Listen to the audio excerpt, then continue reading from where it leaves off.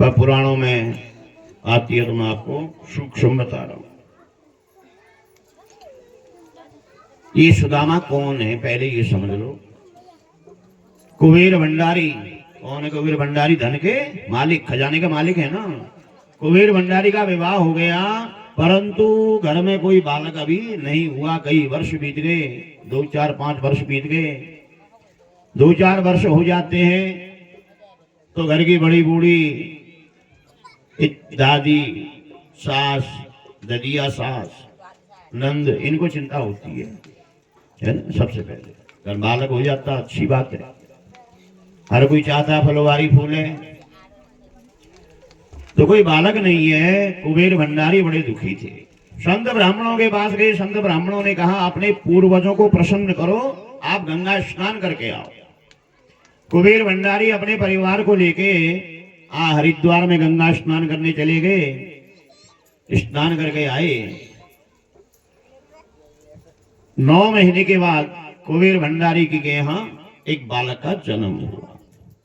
जिस समय बालक का जन्म हुआ उस समय वहां बड़े बड़े ज्योतिषी, वेद पाठी, विद्वान बैठा रखे थे। बालक होते ही आप देखना घड़ी कौन सी लग्न में बालक का जन्म हुआ है, कैसा बालक है। बालक का जन्म होते ही ब्राह्मणों ने कहा कि कुबेर भंडारी आपका बालक हो गया है। कुहां कुहां की आवाज सुनी। प्रथम आवाज के समय के अनुसार लग्न शोध के देखा। ब्राह्मणों ने कहा बालक बड़ा सुंदर है। जब बच्चा होता है तो ब्राह्मण के यहाँ जाते हैं ना पूछने, कैसे में है बालक देखो। तो बालक की पूछने वहीं ब्राह्मण बैठे हैं। ब्राह्मणों ने कहा बालक बड़ा सुंदर होगा, रूपवान होगा, गुणवान होगा, यशवान होगा, लेकिन इस बालक के मस्तक में, इधर माथे में क्या लिखा है? श्री क्षय। श्री माने लक्ष्मी, क्षय माने विनाश। लक्ष्मी का विनाश लिखा है इस बालक के मस्तक में। कुबेर भंडारी ने कहा इसका अर्थ क्या है? जो आप खजाने के मालिक हो ना, धन के। बोले जी, आप कंगाल बन जाओगे, दरिद्री के मालिक बन जाओगे, ऐसा उत्तर है ये। कुबेर भंडारी ने उसी क्षण अपनी मां का मुंह नहीं देखा। भी बालक ने मां के स्तन का दूध नहीं पिया। उस बालक को लकड़ी के बक्सा में कपड़े में लपेट के सुलाया। गंगा जी के पास गए, कहा हे गंगा मैया, जैसा बालक तेने मुझको दिया ना, मैंने ये तेरी गोद में समर्पित कर दिया है, बहा दिया है। बच्चे को बहा दिया। बहता बहता बहता दूर चला गया। रो रहा था बालक। वो एक तो भूख लग रही थी, अभी मां का जो स्तन भी मुंह में नहीं लगाया। भूखा बालक। एक नदी किनारे, गंगा के किनारे एक ब्राह्मण का घर था। ब्राह्मण ब्राह्मणी रहते थे। उनके घर में कोई संतान नहीं थी। एक गाय पालन होता था, दूध देने वाली गाय, श्यामा गाय थी। ये गाय पानी पीने के लिए गंगा किनारे आई। गंगा के किनारे इस बक्से को तैरता हुआ देखा और उसमें गैया ने खोला मुंह से, अंदर बालक रो रहा था। गैया समझ गई मां जानती है मां की बात। जो अभी मां नहीं बनी वो संतान के बारे में क्या जानती है? तब कहते हैं मां जानती है मां की बात। गाय भी मां है। गाय ने उस बालक को बाहर निकाला, किनारे लेट गई, अपने स्तनों से लगा लिया, दूध पिया इस बालक ने। बालक चुप हो गया। गाय इस बालक को मुंह से पकड़ के उस ब्राह्मण के यहां ले गई जिस ब्राह्मण के यहां पलती थी गाय। ब्राह्मण बड़ा खुश हो गया। घर में संतान नहीं है, स्वतः ही बालक आ गया है, वृद्धावस्था है। उत्सव मनने लग गया।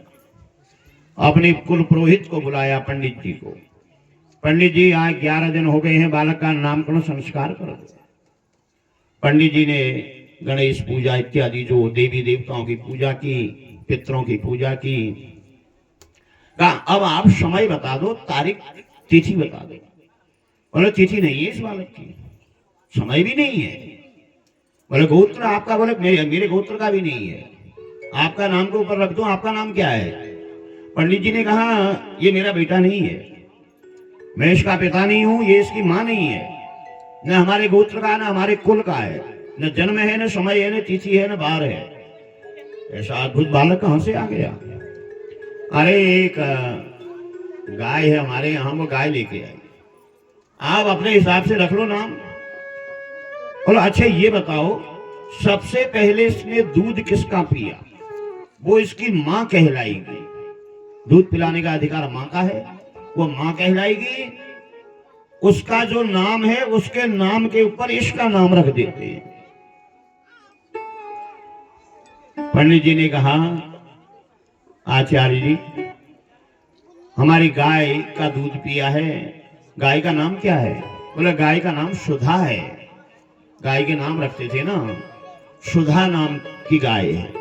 तो ब्राह्मण ने कहा सुधा जिसकी मां वही, बोलो सुधा जिसकी मां वही सुदामा। उसका नाम सुदामा इसलिए पड़ा है, कुबेर भंडारी के पुत्र हैं ये। वहां एक ब्राह्मणी के पुत्र हैं। बहुत से पूछते हैं ना सुदामा के माँ बाप का क्या नाम है? सुदामा के माँ बाप जिन्होंने पालन पोषण किया वो तो एक ब्राह्मण और ब्राह्मणी ने, राजा कुबेर के पुत्र हैं। एक बार विद्या पढ़ने जा रहे थे, यहां मथुरा से कन्हैया भी आ गया विद्या पढ़ने।